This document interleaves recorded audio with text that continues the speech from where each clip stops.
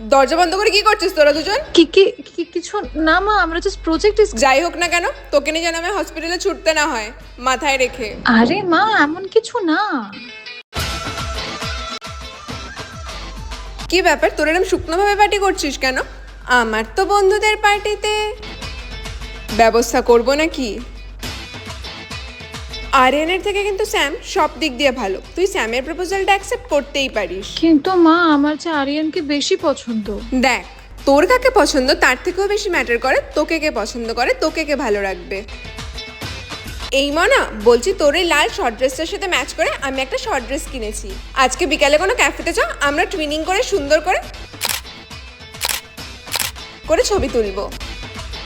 হ্যাঁ রে মনা, বলছি ওই পরশু দিনে খালপাড়ের ওটার সামনে দাঁড়িয়ে তুই কি করছিলি? আমি ওইও কই না তো।